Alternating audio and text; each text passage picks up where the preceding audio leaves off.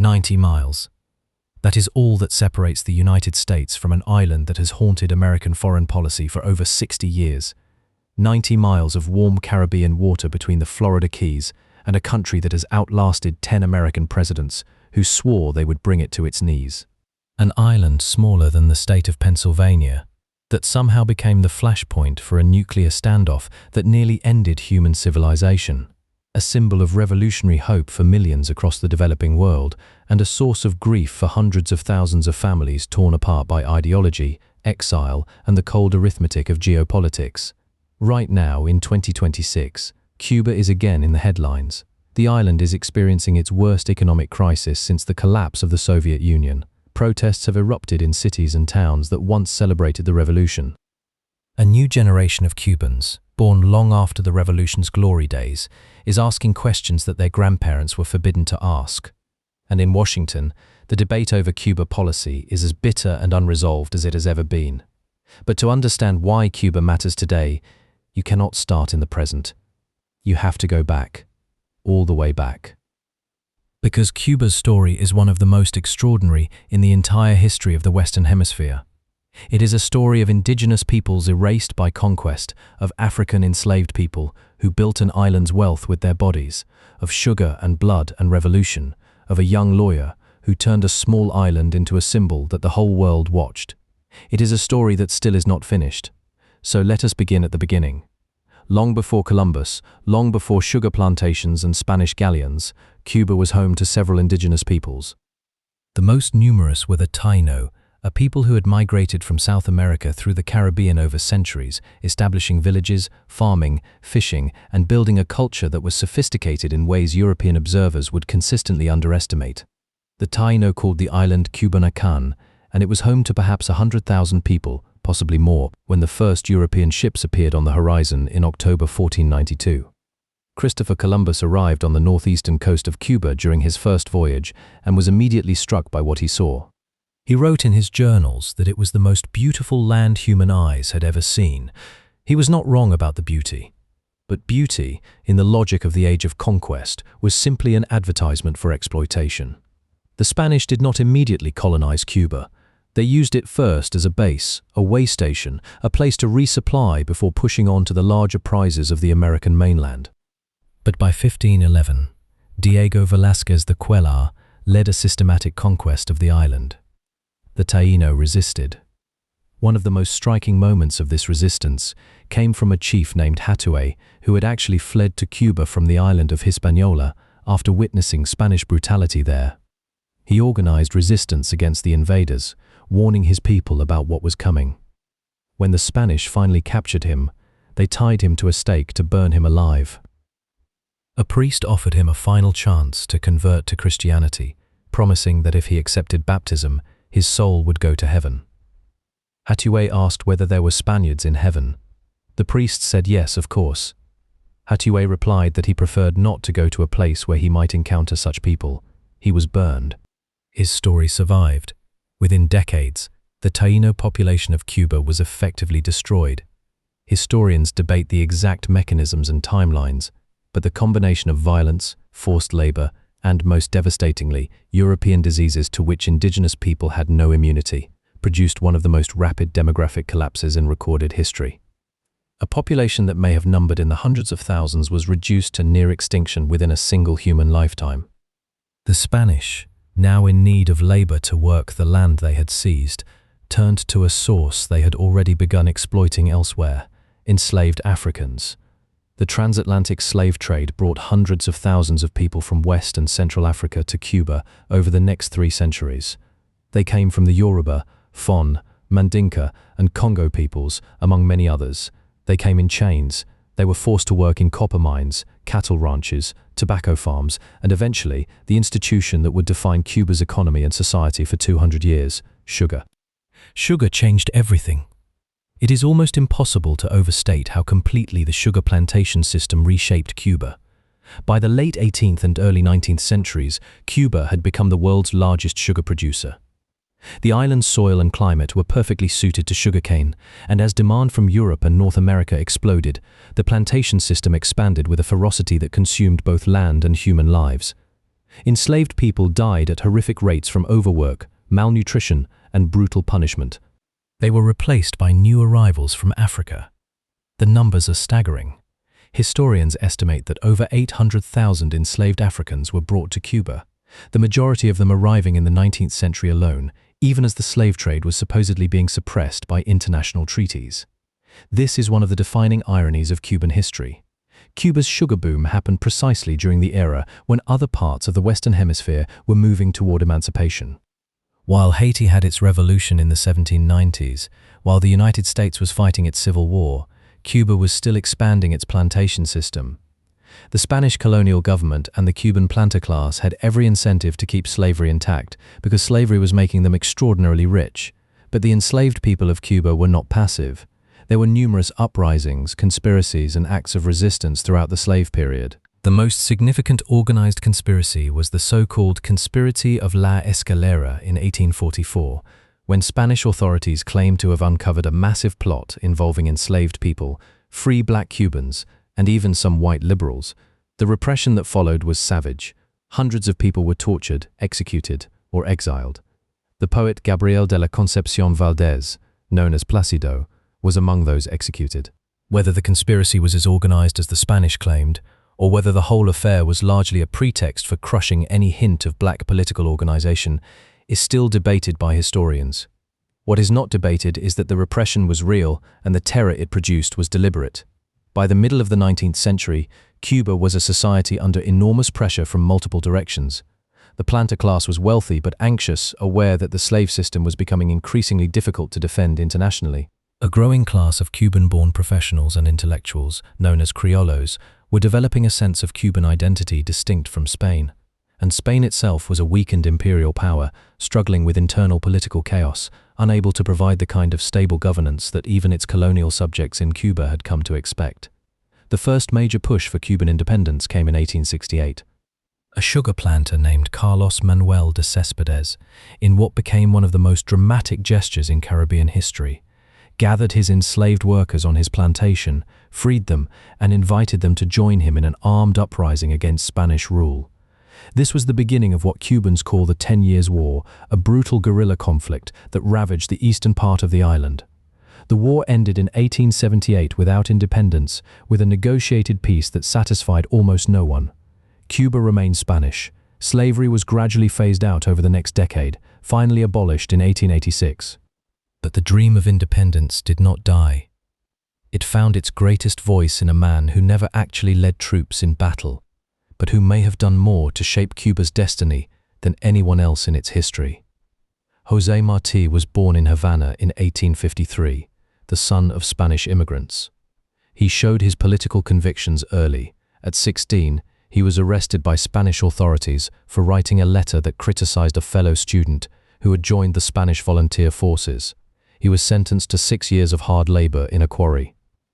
The experience broke his health but hardened his convictions. He was eventually exiled, and he spent most of his adult life outside Cuba, living in Spain, Mexico, Guatemala, Venezuela, and finally New York, where he spent 15 years building the organizational infrastructure for a new independence movement. Martí was not just a revolutionary organizer. He was a poet, an essayist, a journalist, and a political thinker of remarkable depth. He wrote about Cuban independence with a moral passion that transcended mere nationalism. He argued for a Cuba that would be racially inclusive, that would not simply replace Spanish colonial exploitation with a new Cuban oligarchy. He worried, with striking prescience, about the growing power of the United States and warned that an independent Cuba must be genuinely independent, not simply a new dependency of the northern giant. His famous essay, Our America, written in 1891, remains one of the foundational texts of Latin American political thought. In 1895, Martí helped launch the Second Cuban War of Independence. He landed on the eastern coast of Cuba in April of that year. Within weeks, he was dead, killed in a minor skirmish at Dos Rios before he had even had a chance to see the war he had spent his life preparing take shape. He was 42 years old. His death transformed him into something more powerful than any living political leader could be. He became a martyr, a symbol, an icon whose image would be invoked by every subsequent Cuban political movement, including, eventually, one that he might have found deeply ambivalent. The war that Martí helped launch was a genuine mass uprising. Cuban forces, led by commanders like Máximo Gómez and Antonio Maceo, a brilliant Afro-Cuban general who became one of the war's greatest heroes, made significant military progress against the Spanish. The Spanish response was brutal. General Valeriano Weyler implemented a policy of reconcentración, forcibly moving rural civilians into fortified camps to deny the rebels their support base. Tens of thousands of Cubans died in these camps from disease and starvation. The policy shocked international opinion and generated enormous sympathy for the Cuban cause, particularly in the United States. And here is where the story takes a turn that would shape the next century of Cuban history. The United States had been watching Cuba with intense interest for decades. American business interests had invested heavily in Cuban sugar. American politicians had long viewed Cuba as strategically vital, sitting astride the sea lanes between the Gulf of Mexico and the Atlantic. There was also a genuine popular sympathy for the Cuban independence cause, fed by dramatic newspaper coverage, some of it accurate, some of it wildly sensationalized by the competing newspaper empires of William Randolph Hearst and Joseph Pulitzer. In February 1898, the American battleship USS Maine exploded in Havana Harbor, killing 266 sailors. The cause of the explosion has been debated ever since. The most likely explanation, based on modern analysis, is an accidental internal explosion, possibly from a coal bunker fire. But in 1898, American newspapers screamed that Spain had blown up the Maine. Remember the Maine, to hell with Spain became a rallying cry. Within months, the United States had declared war on Spain. The Spanish-American War lasted approximately 4 months. Spain was defeated not just in Cuba but across its empire, in Puerto Rico, in the Philippines, in Guam. Cuba was liberated from Spanish rule, but the manner of that liberation came with a profound complication. The United States did not immediately grant Cuba independence. Instead, American forces occupied the island.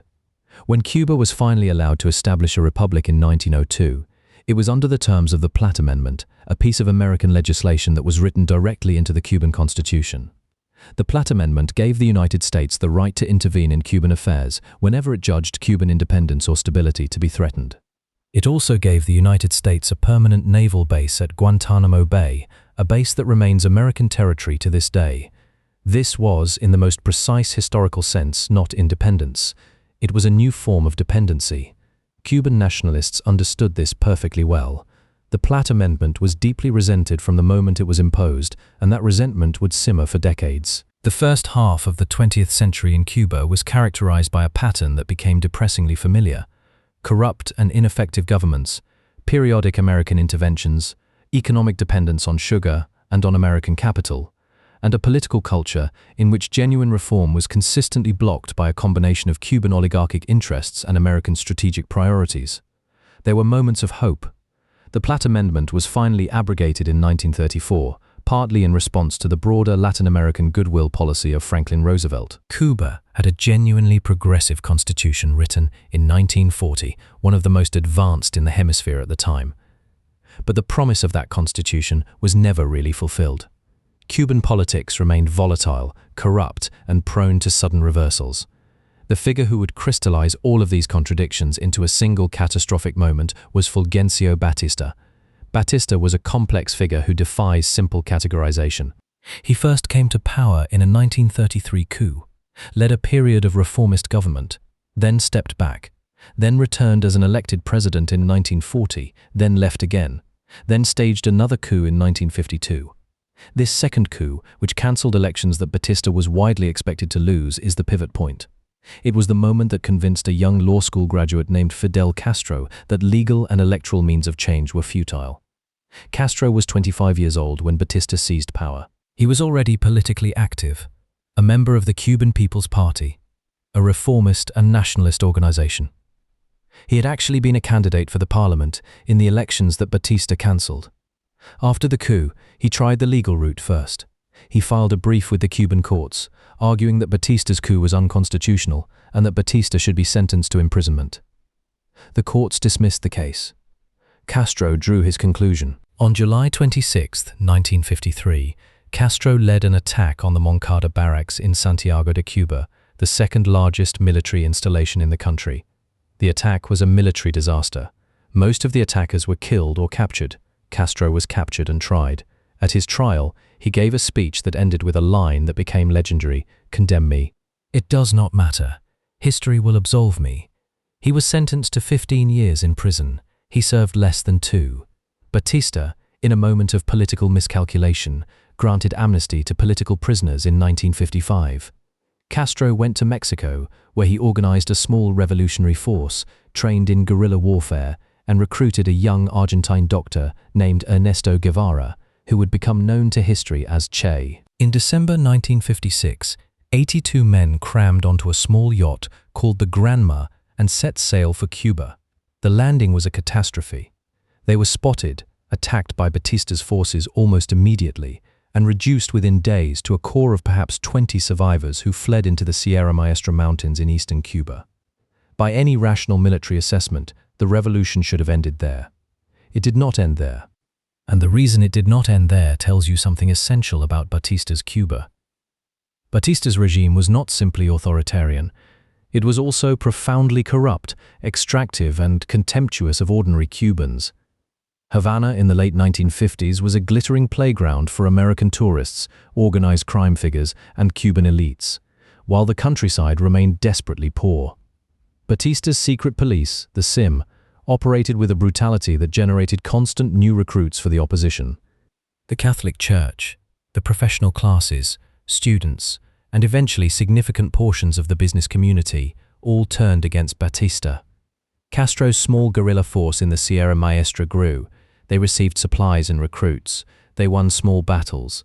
A New York Times journalist named Herbert Matthews climbed into the mountains and wrote a series of articles that made Castro famous in the United States, portraying him as a romantic revolutionary fighting a corrupt dictator.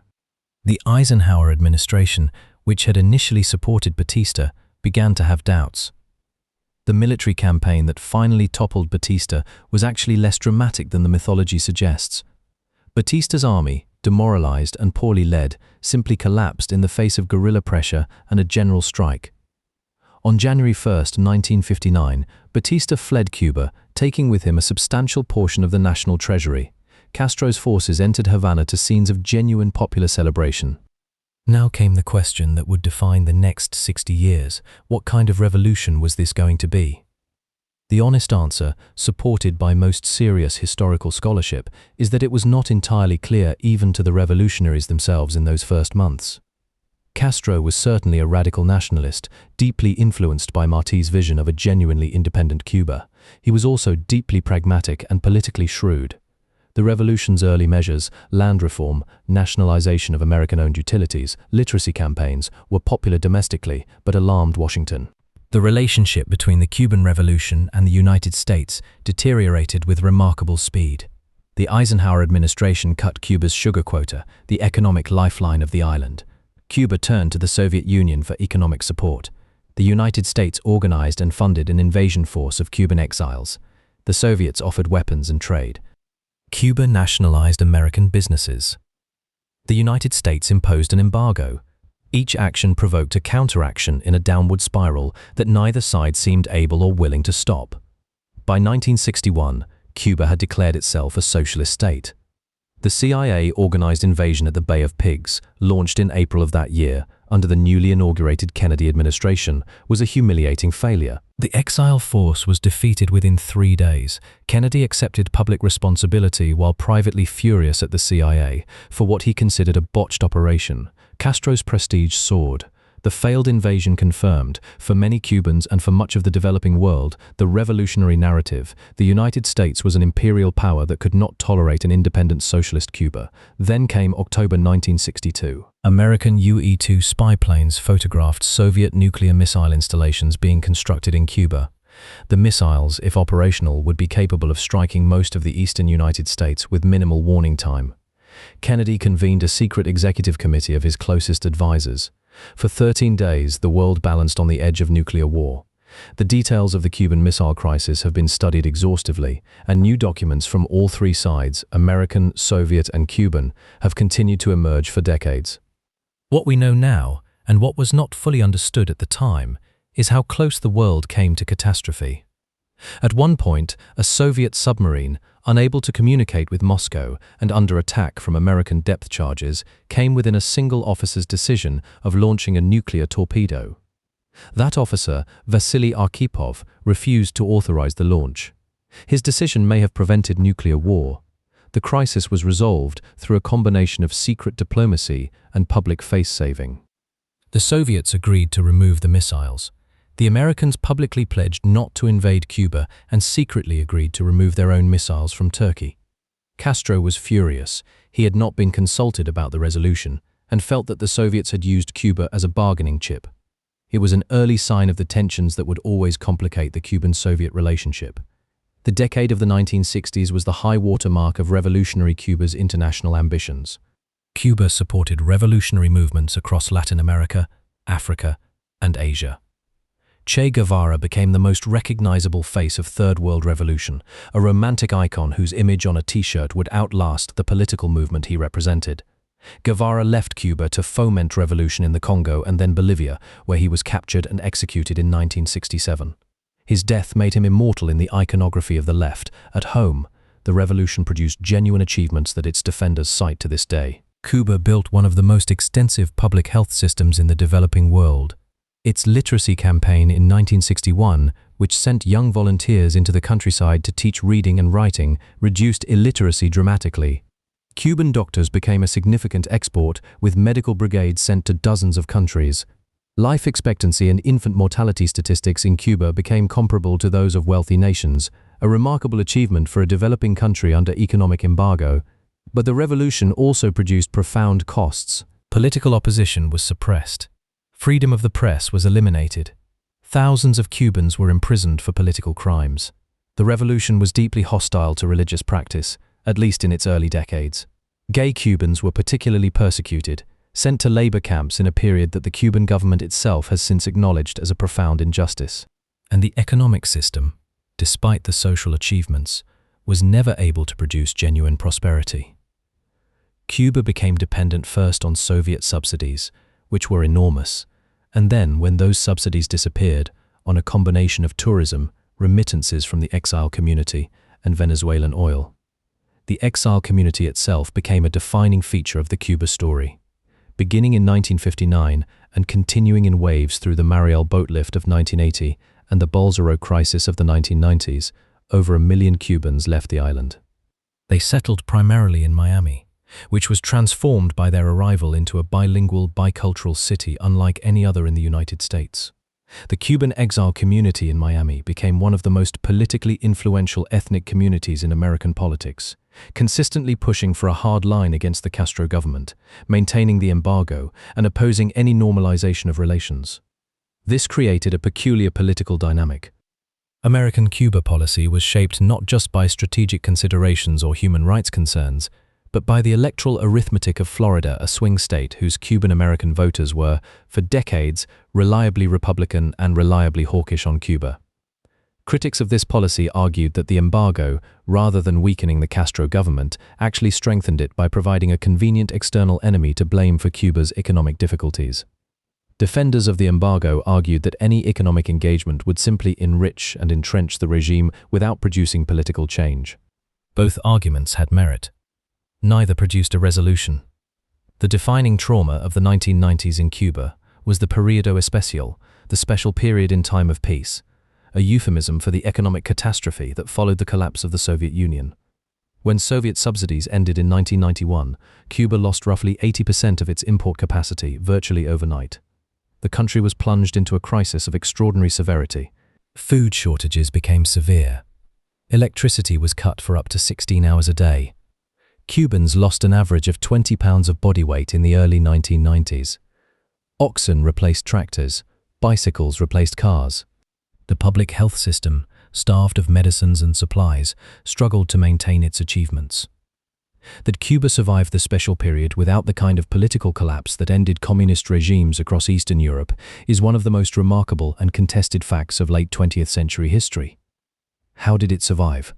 Partly through genuine popular support for at least some aspects of the revolution, particularly in health and education. Partly through the ruthless suppression of opposition. Partly through the opening of Cuba to international tourism, which brought in hard currency but also created a two-tiered economy in which those with access to dollars lived incomparably better than those without. And partly through the sheer force of Fidel Castro's personality and political skill, which should not be underestimated. Fidel Castro was one of the most extraordinary political figures of the 20th century, regardless of how one judges his politics. He survived, by the Cuban government's own count, hundreds of assassination attempts, many of them organized by the CIA. He outlasted 9 American presidents who were determined to remove him. He gave speeches that lasted for hours, sometimes approaching 5 or 6 hours without notes, holding audiences through a combination of charisma, detail, and theatrical instinct.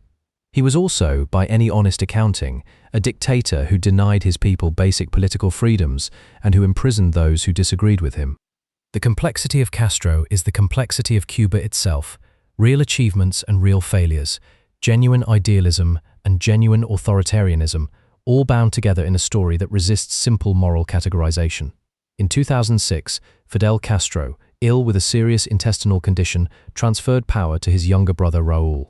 In 2008, the transfer became permanent. Raúl Castro was a different kind of leader, less charismatic, more pragmatic, more willing to acknowledge the failures of the economic model. Under Raúl, Cuba began a series of cautious economic reforms, allowing small private businesses, legalizing the buying and selling of homes and cars, and expanding access to the internet, which had been tightly controlled. The most dramatic development of the Raúl Castro era came in December 2014, when Barack Obama and Raúl Castro simultaneously announced the restoration of diplomatic relations between the United States and Cuba, severed since 1961. The announcement was genuinely historic. Obama argued that 50 years of isolation had failed to produce political change in Cuba and that engagement was more likely to be effective. He traveled to Cuba in 2016, the first sitting American president to visit since Calvin Coolidge in 1928. He sat in the stands at a baseball game with Raúl Castro and gave a speech in Havana that was broadcast live on Cuban state television, something almost inconceivable just a few years earlier. The opening produced real changes. American tourists flooded into Cuba. Cuban entrepreneurs, newly permitted to run small restaurants and bed and breakfasts, began to prosper. There was a palpable sense of possibility. It did not last. When Donald Trump took office in 2017, he reversed much of Obama's opening, reimposing restrictions on American travel and business with Cuba and adding Cuba back to the list of state sponsors of terrorism. The Biden administration, which took office in 2021, largely maintained Trump's restrictions despite early signals that it might reverse course, partly because of political pressure from Cuban-American communities in Florida, a state Biden had lost and hoped to win back. And then came July 11, 2021. On that day, something happened in Cuba that had not happened in over 60 years. Mass street protests erupted across the island, not in one city, but in dozens of cities and towns simultaneously. Cubans took to the streets chanting Libertad, freedom, and Patria y Vida, homeland and life, the title of a rap song that had become an anthem of opposition. The protests were driven by a combination of factors: the worst economic crisis since the special period, severe shortages of food and medicine, the mishandling of the COVID-19 pandemic, and the cumulative frustration of a generation that had grown up with smartphones and social media and could see, with devastating clarity, the gap between their lives and the lives of people in other countries. The government's response was to cut internet access, arrest hundreds of protesters, and deploy security forces and civilian brigades of revolutionary supporters to suppress the demonstrations. The crackdown worked in the sense that the protests were dispersed, but the underlying conditions that produced them did not improve. Miguel Díaz-Canel, who had taken over the presidency from Raúl Castro in 2018, becoming the first Cuban leader with no direct role in the 1959 revolution, faced a legitimacy crisis unlike anything the Cuban government had confronted since the special period. He lacked Castro's charisma and revolutionary credentials. He presided over an economy in genuine distress. And he governed a population that was, for the first time in Cuban history, widely connected to global information networks and deeply aware of the alternatives. The economic situation through 2022, 2023, and 2024 continued to deteriorate. Inflation reached extraordinary levels. The Cuban peso lost most of its value. Power outages became routine and then chronic, with some areas experiencing blackouts of 20 or more hours a day. The national electrical grid, dependent on aging Soviet-era infrastructure and fuel imports that Cuba could barely afford, suffered repeated catastrophic failures. In October 2024, a major grid failure plunged the entire island into darkness for days. Food shortages became severe enough to produce genuine hunger in some areas. The pharmaceutical system, once a source of genuine Cuban pride, struggled to supply basic medicines. Emigration, always a pressure valve for Cuban discontent, accelerated dramatically. In 2022 and 2023, more Cubans left the island as a percentage of the population than at any point since the Mariel boat lift of 1980. Many traveled through Central America to reach the United States border. The Cuban diaspora, already numbering over 2 million, continued to grow. Here is one of the striking paradoxes of contemporary Cuba. The remittances sent home by Cubans living abroad, many of them in the United States, have become one of the most important sources of hard currency for the Cuban economy. The exile community that the Cuban government has spent 60 years denouncing as traitors and counter-revolutionaries is, in a very real economic sense, keeping the island afloat. The families who were separated by revolution and ideology send money home every month, sustaining relatives who might otherwise not have enough to eat. And now we arrive at 2026. The situation in Cuba as of this year is, by almost any measure, the most precarious it has been since the early 1990s. The economic crisis has not resolved. The power outages continue. The emigration continues. The political system shows no signs of meaningful liberalization. Opposition figures are imprisoned. Independent journalists face harassment and arrest, and the government's tolerance for public dissent remains minimal. At the same time, the government has not collapsed. The Communist Party retains its monopoly on political power. The security apparatus remains functional. There is no organized opposition movement inside Cuba capable of mounting a serious challenge to the government's control. The Cuban military, historically loyal to the revolutionary leadership, has shown no signs of fracturing. The international context has shifted in ways that complicate any simple narrative. Venezuela, under Nicolás Maduro, has been a crucial economic partner for Cuba, providing oil in exchange for Cuban medical and security services. But Venezuela's own economy is in severe difficulty. China has increased its economic engagement with Cuba, but Chinese investment has not come close to replacing the scale of Soviet or Venezuelan support. Russia, under the pressures of its war in Ukraine and the sanctions that followed, has less capacity to support Cuba than it once did. The United States, meanwhile, remains divided about what to do. The Trump administration's second term, which began in 2025, has maintained a hard line toward Cuba, keeping the state sponsor of terrorism designation and the restrictions on remittances and travel. Critics argue that these policies hurt ordinary Cubans more than the government. Defenders argue that any relaxation would simply give the government resources to continue its repression. The Cuban-American community itself is changing. The older generation, those who fled in the early years of the revolution and who built the political infrastructure of Miami's Cuban exile community, is aging. Younger Cuban Americans, many of them born in the United States or who emigrated more recently, have different political priorities and a more complex relationship with Cuba. The monolithic anti-Castro politics of the older exile community is giving way to a more diverse set of views, though the hard line still commands significant political influence.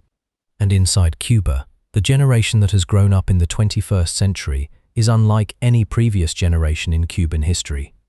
They have had access to the internet, limited and monitored but real. They have seen the outside world. They have consumed global culture. They have a sense of their own rights and possibilities that is qualitatively different from their parents' generation. It is this generation that took to the streets on July 11, 2021, and it is this generation that will ultimately determine Cuba's future. What that future looks like is genuinely uncertain. The scenarios range from gradual economic reform without political liberalization, the Chinese or Vietnamese model, to a sudden crisis that produces rapid political change, to a slow, grinding continuation of the current situation, painful but stable. Historians are, appropriately, cautious about prediction. What history does tell us is that systems under the kind of pressure Cuba is currently experiencing rarely remain static indefinitely. There is one more thread to pull before we close, and it is perhaps the most important one for understanding why Cuba continues to matter beyond its own borders. Cuba's story is, at its deepest level, a story about the collision between two of the most powerful forces in modern history: the drive for genuine national independence and social equality on the one hand, and the strategic and economic interests of great powers on the other. The Cubans who supported the revolution in 1959 were not simply deceived or manipulated. Many of them had genuine and legitimate grievances against a system that had kept them poor, marginalized, and dependent. The revolution addressed some of those grievances in real ways, in health, in education, in a sense of national dignity and sovereignty that mattered enormously to people who had spent their entire history under one form of foreign domination or another. But the revolution also produced its own forms of domination, its own silenced voices, its own political prisoners, its own families separated not by Spanish colonialism or American imperialism, but by the choices of a Cuban government. The tragedy of Cuba is not that the revolution happened, but that it was never able to fulfill the promise that José Martí articulated, a Cuba that was truly free, truly sovereign, and truly just. Martí himself understood the risk. He wrote, in one of his most famous passages, that a man who knows when to die knows when to stop. He was writing about himself, about his willingness to sacrifice his life for Cuba's independence. But the words carry a broader resonance. The revolution that claimed his legacy has, in the eyes of many, long since passed the point where it serves the vision he articulated. A new generation of Cubans is beginning to articulate a different vision, one that insists on both social justice and political freedom, that refuses to accept the false choice between revolution and liberty. Whether they will succeed, whether Cuba will find a path that honors both the genuine achievements of its revolutionary period and the genuine aspirations of its people for freedom, is a question that history has not yet answered. But Cuba has always been an island that refuses to be ignored. 90 miles from the United States, sitting at the intersection of colonial history, Cold War geopolitics, and 21st century struggles for dignity and self-determination, it remains exactly what it has always been, a mirror held up to the world, showing us our own contradictions. The story of Cuba is not finished. It is still being written. And the next chapter may be the most consequential of all. If this video gave you a sense of the full arc of Cuban history, from the Taíno to the present day, from Hathaway's defiance to the protests of 2021, I would genuinely love to know what struck you most. Leave a comment below. Was it the sheer speed of the revolution's collapse into authoritarianism? The remarkable survival of the system through the special period? The way the exile community in Miami became a political force that shaped American foreign policy for decades? There is so much in this story that deserves deeper discussion. If you want to understand Cuba in the context of the broader Caribbean and Latin American story, the next video on this channel goes deep into the Haitian Revolution, the event that terrified every slave-holding society in the Western Hemisphere and shaped the entire political landscape that Cuba was born into. That connection is not coincidental. These histories are woven together in ways that make each one richer when you understand the other. Subscribe if you have not already. Every video on this channel is built on the same principle. History is not a collection of dates and battles. It is the story of how the world we live in came to be, told with the honesty and depth it deserves. Thank you for watching. The continuation must pick up organically from the last full thought before the CTA, which ended with the next chapter may be the most consequential of all. We need to expand the story with additional depth before reaching a new, complete CTA.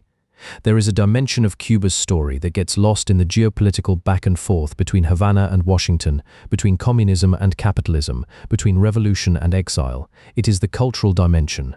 And to skip over it would be to miss something essential about why Cuba punches so far above its weight in the global imagination. Cuba produced in the 20th century a cultural output that is almost impossible to explain by the island's size and population. In music alone, Cuba's contribution to the world is staggering.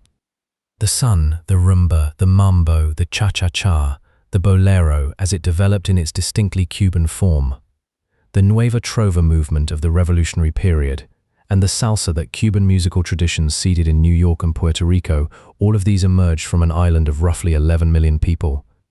When the Buena Vista Social Club recordings were released in 1997, introducing the world to a generation of elderly Cuban musicians who had been playing in near obscurity, the album became one of the best-selling world music recordings in history. It was not a novelty. It was a window into a musical tradition of extraordinary richness and depth. Cuban literature produced figures of international stature. Alejo Carpentier, whose novel The Kingdom of This World introduced the concept of magical realism to a generation of Latin American writers before Garcia Marquez made it famous. Guillermo Cabrera Infante, whose novel Three Trapped Tigers is one of the great experimental novels of the 20th century.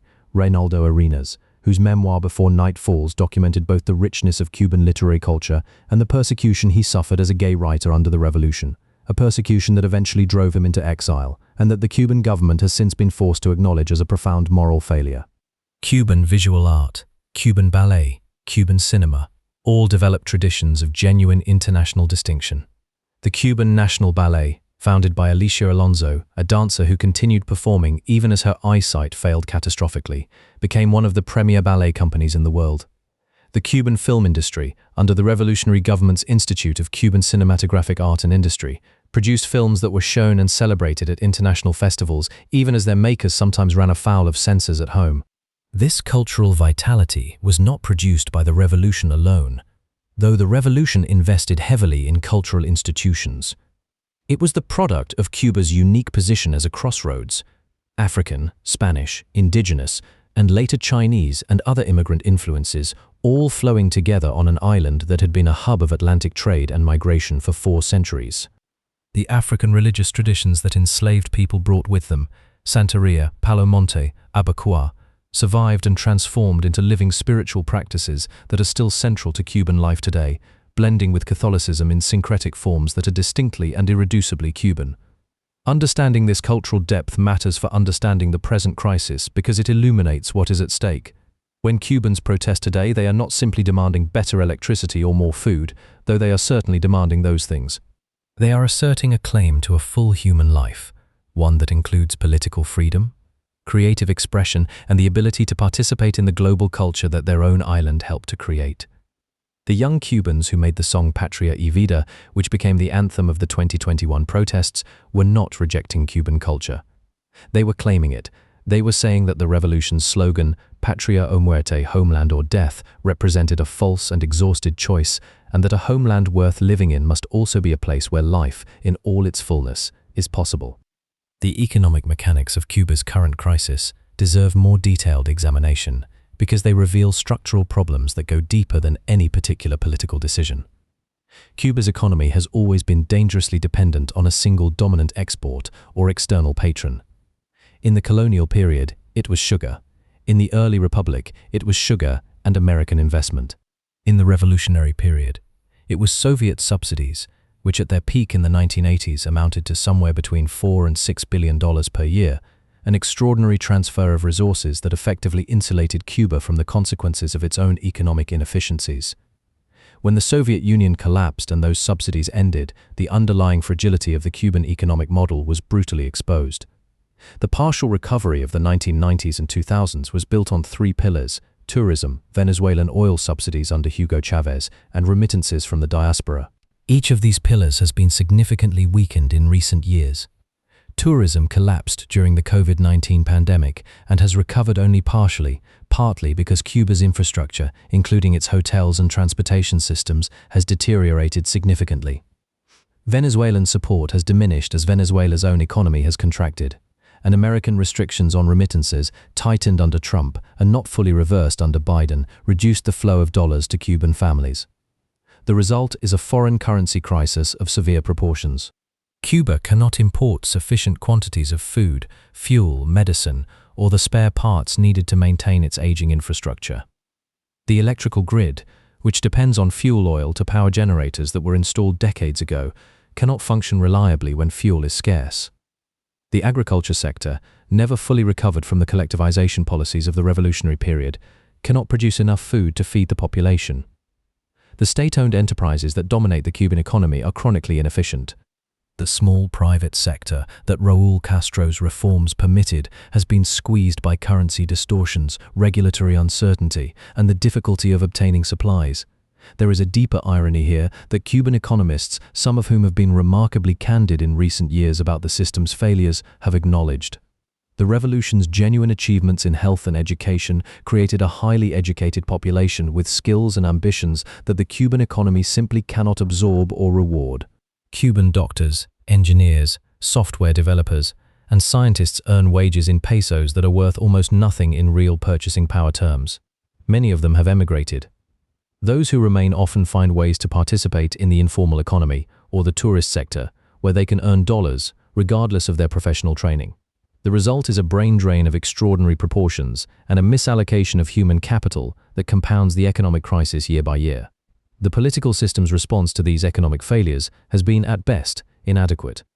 The Cuban government has made some additional economic reforms in recent years, allowing more forms of private enterprise, attempting to unify the dual currency system that had created such distortions and opening limited space for foreign investment. But these reforms have been implemented haltingly, inconsistently, and within a political framework that remains deeply resistant to the kind of structural change that most economists believe is necessary. The political dimension cannot be separated from the economic one. One of the central arguments of Cuban reformers, both inside and outside the government, is that genuine economic reform requires a degree of legal security, property rights, and rule of law that is incompatible with one-party political control.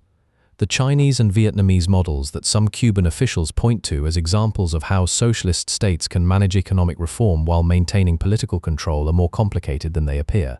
Both China and Vietnam have allowed forms of private economic activity and foreign investment on a scale that Cuba has not yet matched, and both operate in regional economic environments with dynamics quite different from Cuba's.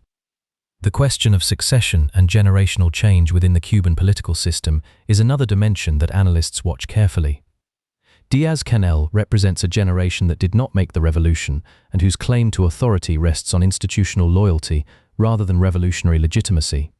The Communist Party apparatus that surrounds him is aging. The military, which has extensive economic interests of its own through the conglomerate GISA, which controls much of Cuba's hard currency economy, including tourism, has its own institutional priorities that may not always align perfectly with the political leadership's. What this means in practice is that the Cuban state, while still capable of suppressing dissent, may be less capable of the kind of decisive adaptive action that genuine reform would require. The incentive structures within the system tend to reward caution and punish innovation. Officials who propose significant reforms risk being seen as ideologically suspect. Officials who maintain the status quo, however painful its consequences, are at least safe from accusations of betraying the revolution. This institutional paralysis in the face of genuine crisis is not unique to Cuba.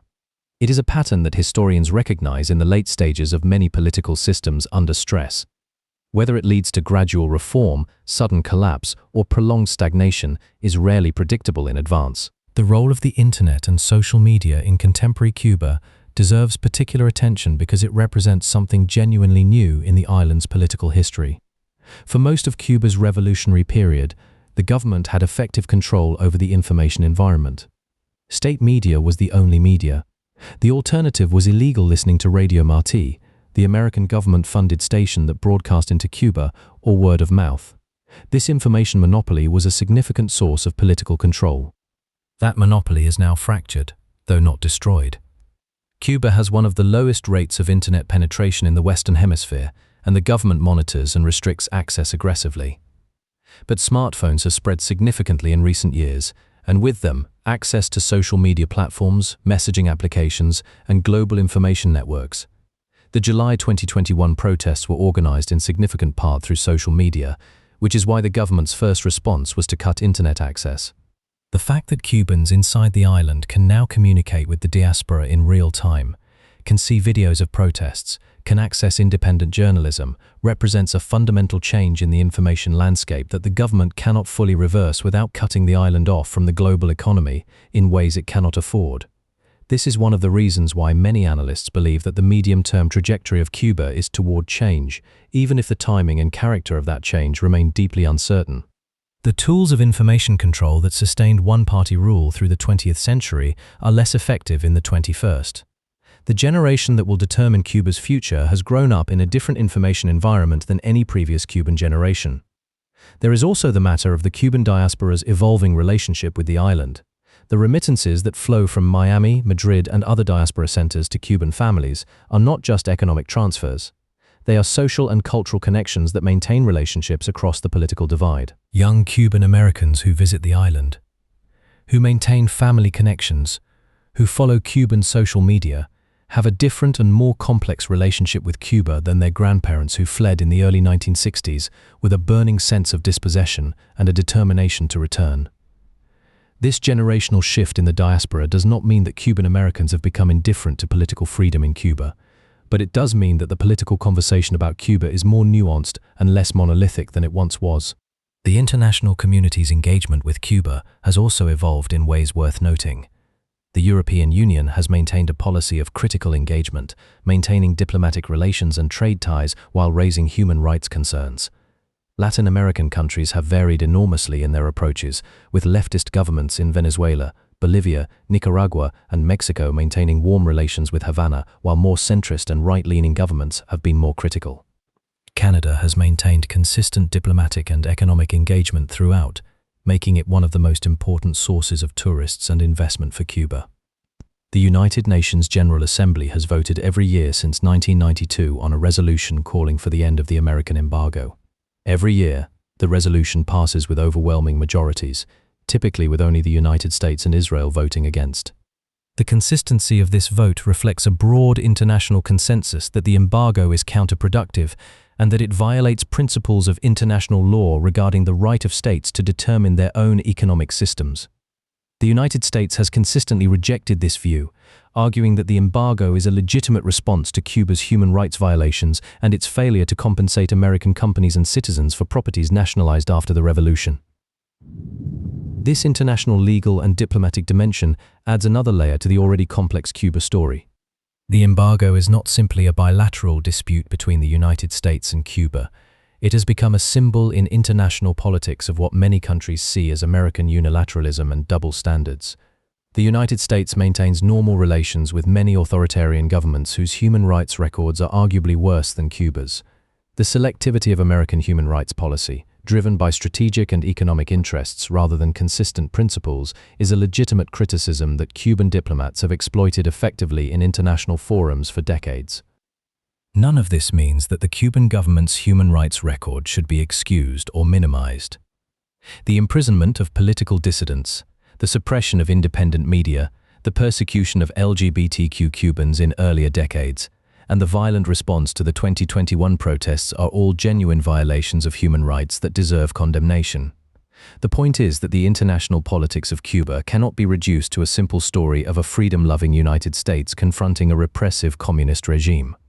The reality is considerably more complicated, and understanding that complexity is essential for understanding why the Cuba question remains so resistant to resolution. As 2026 unfolds, the most honest thing that can be said about Cuba's future is that it stands at a genuine crossroads, one that it has approached before without quite turning. The pressures for change, economic, demographic, informational, and generational, are more intense than they have been at any point since 1989. The capacity of the existing system to manage those pressures through the combination of repression, social provision, and nationalist narrative that sustained it through previous crises is clearly diminished. But the path from pressure to change is never straight, and history offers many examples of systems that endured under conditions that seemed unsustainable. What Cuba's story ultimately teaches us, across its full 500-year arc from Taíno villages to 21st century protests, is that the island has never been simply a passive object of other people's decisions. Cubans have always been agents in their own history, sometimes tragically constrained in what they could achieve, but never simply victims. The Taíno chief who preferred death to a conqueror's heaven, the enslaved people who organized and resisted, the Criollo intellectuals who built a national consciousness, the revolutionary generation that actually overthrew a dictatorship, and the young people who took to the streets in 2021 knowing they risked imprisonment, all of them were making choices, asserting agency, insisting that their lives and their island mattered. That insistence is the constant thread running through Cuban history. It is what makes Cuba, despite everything, a story worth knowing in full. If you have stayed with this video all the way to the end, you have just traveled through 500 years of one of the most consequential stories in the history of the Americas.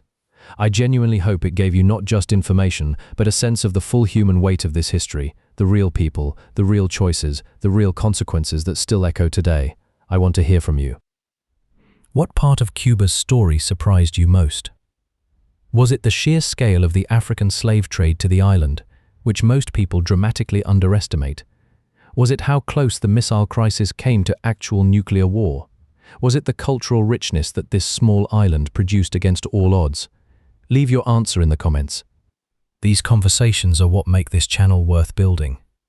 If you want to go deeper into the Caribbean and Latin American world that Cuba is part of, the next video on this channel covers the Haitian Revolution, the event that sent shockwaves through every slave-holding society in the hemisphere and created the political climate in which Cuban history unfolded.